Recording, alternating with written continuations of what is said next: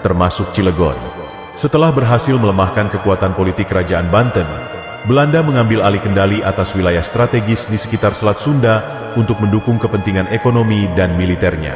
Posisi Cilegon yang dekat dengan jalur pelayaran utama menjadikannya kawasan penting bagi VOC dalam mengawasi perdagangan di Selat Sunda, khususnya untuk mengontrol arus barang dari dan ke Nusantara. Belanda juga memanfaatkan sumber daya wilayah Cilegon untuk mendukung aktivitas ekonomi mereka. Hasil bumi, seperti padi dan palawija, menjadi salah satu komoditas yang diangkut ke pusat-pusat perdagangan Belanda.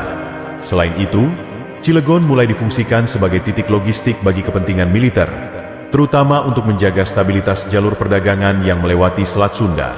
Meskipun memberikan dampak ekonomi bagi wilayah tersebut, penjajahan Belanda juga membawa penderitaan bagi masyarakat setempat. Pajak yang tinggi, kerja paksa, dan pembatasan kebebasan menjadi beban berat yang harus ditanggung oleh penduduk Cilegon selama masa kolonial.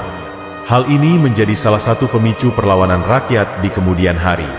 Pemberontakan petani Cilegon tahun 1888 adalah salah satu peristiwa penting dalam sejarah perlawanan rakyat Indonesia terhadap penjajahan Belanda.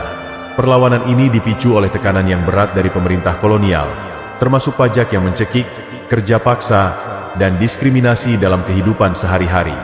Kebijakan-kebijakan kolonial tersebut tidak hanya menimbulkan penderitaan ekonomi, tetapi juga melukai harga diri dan keadilan masyarakat lokal. Kondisi ini memunculkan rasa ketidakpuasan yang mendalam di kalangan petani dan ulama di Cilegon, yang kemudian berujung pada pemberontakan. Pemberontakan dipimpin oleh K.H. Wasit, seorang ulama karismatik yang memiliki pengaruh besar di masyarakat Cilegon. Bersama tokoh-tokoh lain, seperti K.H. Tubagus Ismail dan Haji Akib, ia memimpin serangkaian aksi untuk melawan penindasan Belanda.